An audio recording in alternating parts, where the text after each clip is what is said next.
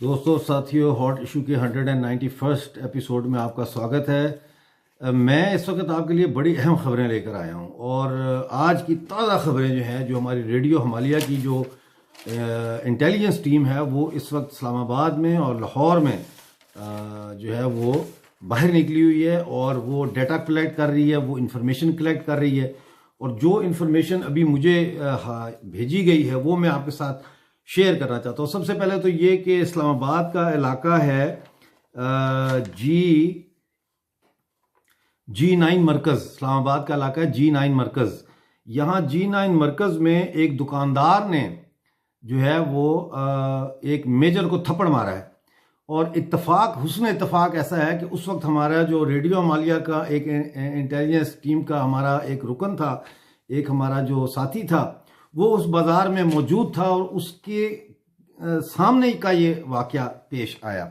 लेकिन security reasons की वजह से उसने ये फैसला किया कि वो वीडियो नहीं बनाएगा, क्योंकि अगर वो वीडियो बनाता तो फिर वो ख़ुद को ख़तरे में भी डाल सकता था और एक्सपोज भी हो सकता था।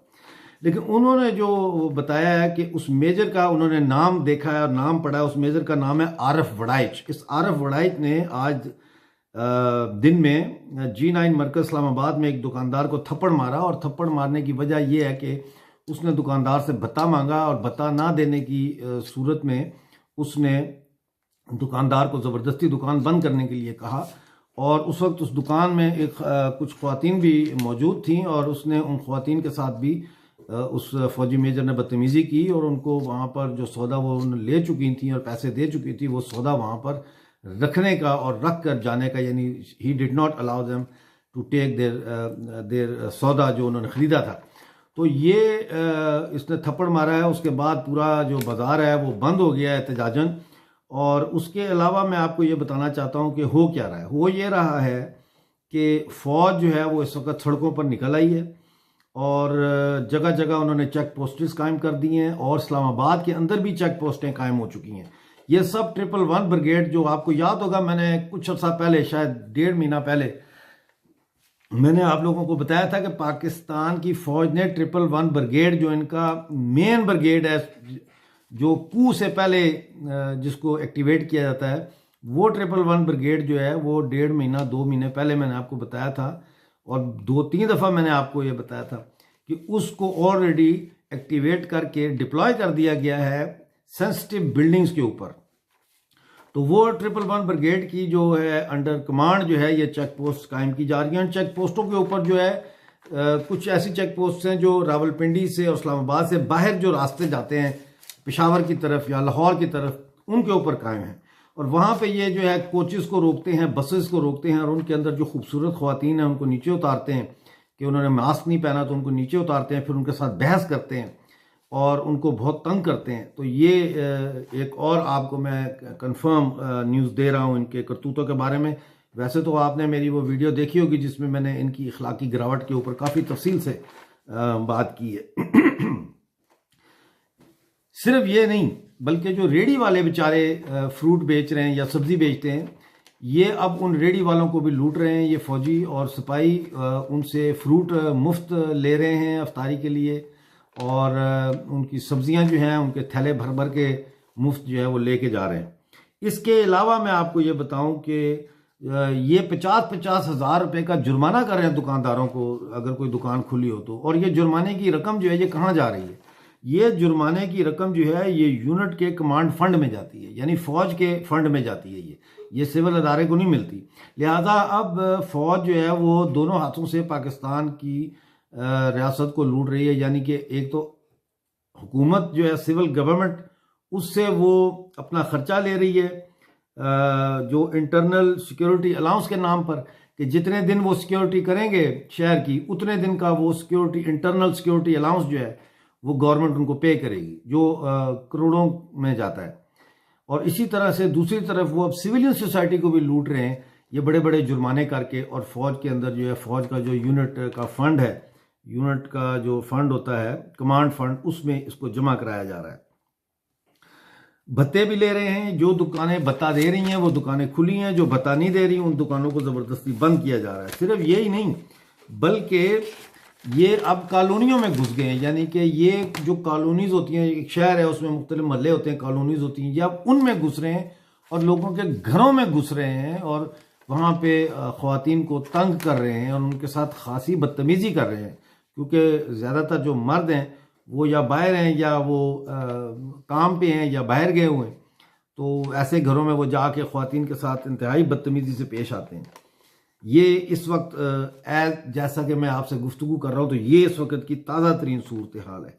इसके अलावा मैं आपको ये बताना चाहता हूँ कि जो होटल्स खुले हैं, क्योंकि होटल्स जो है इस्लामाबाद में और लाहौर में खुले हैं सहरी और अफ्तारी के लिए, वहाँ पे ये फ़ौजी सिपाही जाते हैं और 8-8 10-10 एक टाइम पे जाते हैं और जाके ये वहाँ से मुफ्त अफ्तारी का खाना खाते हैं, मुफ्त वहाँ पे चाय पीते हैं और इसी तरह सहरी के टाइम पे भी ये वहाँ पहुँच जाते हैं और मुफ्त सहरी का खाना और मुफ्त चाय और दूसरी मशरूबात वहाँ से लेते हैं, कोई पैसे नहीं देते और इसकी कोई गारंटी नहीं है कि उन्होंने रोज़ा भी रखा हो। तो ये ताज़ा तरीन सूरत हाल है। पाकिस्तानी फ़ौज जो है वो इस वक्त बिल्कुल ऐसी सूरत में आ गई है जैसे कि 1971 में बांग्लादेश में आ गई थी। अवाम के साथ डायरेक्ट कन्फ्रंटेशन शुरू हो गई है। मैं आपको 2 तस्वीरें दिखाना चाहता हूँ, आप कंपैरिजन कर सकते हैं, उसका ख़ुद ही आप कंपैरिजन कर लें और इसके साथ ही जो है वो मैं ये वीडियो ख़त्म कर दूँगा। ये देखिए, ये है जब इन्होंने हथियार डाले बांग्लादेश में, जो उस वक्त ईस्ट पाकिस्तान था, पाकिस्तान आर्मी ने ये हथियार डाल रहे हैं उसके क्या कहते हैं, इंडियन आर्मी के आगे हथियार डाल रहे हैं, ठीक है। तो ये इनका अंजाम होगा इस चीज़ की वजह से, ये जो काम वो कर रहे हैं। ये देखें, ये इस्लामाबाद की तस्वीर है G9 मरकज़ की, जहाँ पे लोग एहतजाज कर रहे हैं फ़ौज के ख़िलाफ़। और आप देख सकते हैं कि ये फ़ौजी जो है, ये 1 2 3 4 तकरीबन 5 फ़ौजी जो है इसमें वो देखे जा सकते हैं और ये वहाँ पे बहस हो रही है। तो ये अब सूरत हाल हो गई है और ये बड़ी ख़तरनाक सूरत हाल है। ये तहरीक लब्बैक पाकिस्तान के बहाने से आए हैं। तहरीक लब्बैक पाकिस्तान तो खुद पाक फ़ौज जिंदाबाद के नारे लगा रही है। तुम्हारी फ़ौज के सिपाही जो है और जो लो रैंकिंग ऑफिसर्स हैं वो ऐसे ऐसे करके लब्बैक लब्बैक या रसूलुल्लाह के नारे लगा रहे हैं। LMG गनों के साथ जो है गाड़ियों पे चढ़ के, ट्विन कैबन और सिंगल कैबन गाड़ियों पे चढ़ के, तो किसको बेवकूफ़ बना रहे हो? ये बिल्कुल TLP को दबाने के लिए नहीं आए, ये बिल्कुल PDM को भी दबाने के लिए नहीं आए, क्योंकि जो बायां बाजू है वो ये कह रहे हैं कि जी PDM की तहरीक चूंकि इतनी रेडिकलाइज हो गई है, ये उसको दबाने हैं। भाई PDM की तहरीक तो ख़त्म हो गई, उसकी पेशन गोई तो मैंने उस वक्त कर दी थी जब अभी ये चल रही थी कि पीपल्स पार्टी इनको कमर में खज्जर घोंपेगी, उसने घोंप दिया, ANP भी चली गई, समझ आई कि नहीं। और जो है ये इसके अंदर तो अब कुछ भी नहीं है, PDM की तो वो नहीं है, लेकिन ये कुछ होने जा रहा है जिसके बारे में मैं भी सोच रहा हूँ कि क्या होने जा रहा है, आप भी सोचें। हो सकता है कि अफगानिस्तान की बदलती हुई सूरत हाल के तहत ये इस किस्म की कार्रवाइयाँ कर रहे हैं कि पूरे मुल्क के ऊपर जो है वो कब्ज़ा किया जाए किसी तरीके से। दूसरी सूरत ये है कि पाकिस्तान की गिरती हुई इकॉनमी और पाकिस्तान में जो इस वक्त करंट सिविल हुकूमत है उसकी नाकामी की वजह से जो इंतशार का सुनामी आ रहा है, उसको पेश नज़र रखते हुए फ़ौज सारा कुछ अपने कंट्रोल में करना चाहती है, या फिर ये चीन के साथ मिलके जो है वो पाकिस्तान पूरे पे इस तरह से एक खौफ और हरास का एटमॉस्फेयर बना के आज़ादी की जो तहरीकें चल रही हैं उनको कुचलने के लिए एक प्रीटेक्स्ट बना रही हैं। या फिर ये हो सकता है कि ये तीनों चीज़ें जो मैंने बयान की हैं, ये तीनों ही इस मकसद हो इस वक्त फ़ौज का आने का। लेकिन पाकिस्तान इस वक्त जो है वो मेरे मुताबिक इस वक्त इंटेंसिव केयर यूनिट में दाखिल हो चुका है।